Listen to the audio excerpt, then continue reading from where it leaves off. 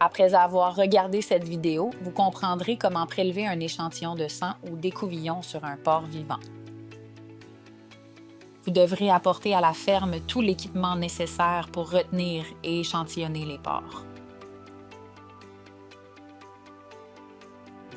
Il est très important d'apporter suffisamment d'équipement d'échantillonnage pour le nombre d'animaux à échantillonner et en plus, au cas où.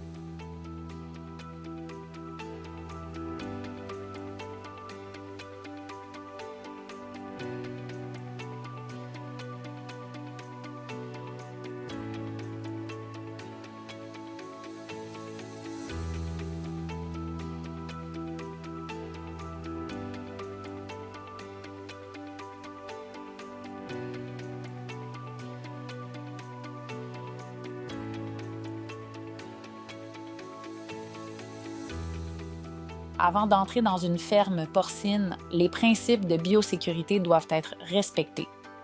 Le vétérinaire qui effectuera l'échantillonnage et l'aide qui immobilisera les porcs doivent porter de l'équipement de protection individuelle, y compris une combinaison, des bottes en caoutchouc et des gants. Pour éviter d'introduire des maladies dans l'élevage, nettoyez et désinfectez les bottes à l'entrée de l'exploitation et de l'étable à l'aide du tapis de désinfection ou du pédiluve fourni ou, en leur absence, utilisez votre désinfectant personnel et votre brosse. Pour confirmer ou exclure la présence de la peste porcine africaine, des échantillons doivent être prélevés et analysés en laboratoire. Lors du choix d'un porc pour l'échantillonnage, privilégiez les animaux présentant des signes cliniques compatibles avec la peste porcine africaine, comme de la fièvre ou des lésions hémorragiques. N'oubliez pas d'apporter l'équipement de contention nécessaire pour manipuler les animaux en toute sécurité. L'équipement de contention peut varier en fonction de l'âge du porc. Dans la plupart des cas, on utilise des cordes, des panneaux de foule ou des panneaux de tri et des collets. La méthode de contention utilisée doit assurer le bien-être de l'animal et la sécurité de ceux qui le manipulent. Le cochon est immobilisé en mettant la corde ou les collets sur le museau. La position du collet doit être derrière les canines. Le cou doit être bien étiré vers le haut. Avant le prélèvement, un examen doit être effectué pour identifier tout signe clinique visible. Ceci est couvert dans une vidéo différente de cette série.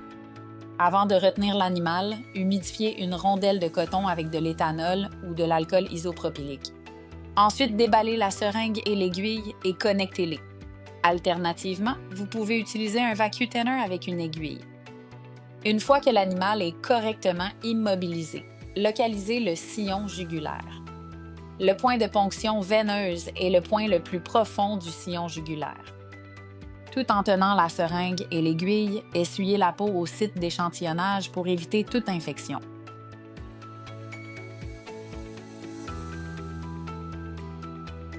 Il existe différentes méthodes pour prélever du sang. Si vous utilisez un vacuum-teneur, insérez lentement l'aiguille vacuum-teneur reliée au support dans le point de ponction veineuse jusqu'à ce que du sang apparaisse à l'extrémité du support, ce qui indique que l'aiguille est entrée dans la veine. Tenez-le fermement. Connectez un tube EDTA violet à l'autre extrémité de l'aiguille vacuum-teneur à l'intérieur du support. La pression négative à l'intérieur du tube aspirera le sang hors de la veine et dans le tube. Environ 4 à 5 ml devraient suffire. Une fois le premier tube EDTA rempli, retirez le tube tout en maintenant l'aiguille et le vacuum-teneur en place. Connectez le deuxième tube de séparation du sérum rouge supérieur et remplissez-le de 4 à 5 ml de sang. Tenez un rond de coton humide avec de l'éthanol ou de l'alcool isopropylique sur le site de ponction veineuse tout en retirant l'aiguille pour éviter les saignements. Si vous utilisez une seringue, débouchez l'aiguille et insérez-la lentement dans le point de ponction veineuse. L'aiguille doit être inclinée dans une direction cauda-dorsale, perpendiculaire à la peau.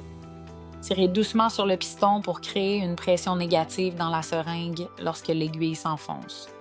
Une fois que l'aiguille pénètre dans la veine et que vous voyez du sang entrer dans la seringue, prélevez lentement entre 8 et 10 ml de sang.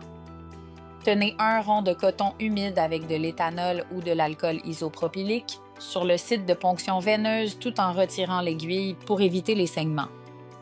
Enfoncez l'aiguille dans le capuchon d'un tube EDTA supérieur violet. La pression négative à l'intérieur du tube aspirera le sang hors de la seringue et dans le tube. Remplissez le tube avec 4 ou 5 ml de sang, puis remplissez un deuxième tube de séparation du sérum rouge avec les 4 à 5 ml restants. Les aiguilles usagées doivent être rebouchées et placées dans le contenant pour objet tranchant que vous avez apporté dans le cadre de la trousse d'échantillonnage.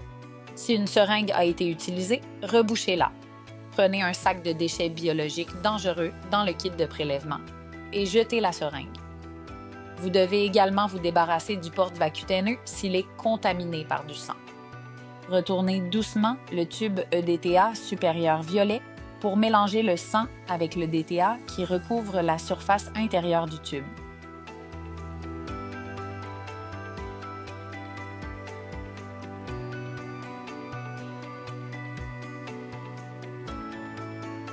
Étiquetez le tube avec l'identifiant de l'animal, le numéro d'identification de la ferme et la date.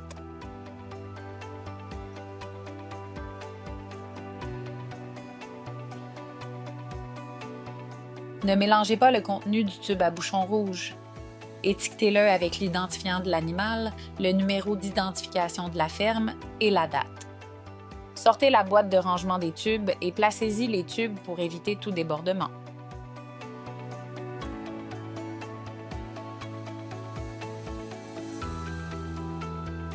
Si des écouvillons sont nécessaires, prélevez-les sur le porc immobilisé après avoir prélevé le sang. Tout d'abord, retirez l'écouvillon de l'emballage. Pendant que le porc est immobile, insérez l'écouvillon dans le nez à un angle de 45 degrés vers la ligne médiane, à une profondeur d'environ 5 à 10 cm. Faites faire le tour de la paroi de la cavité nasale 2 à 3 fois dans le sens des aiguilles d'une montre, puis dans le sens inverse des aiguilles d'une montre. Répétez le même processus dans l'autre narine. Assurez-vous que l'écouvillon a l'air humide.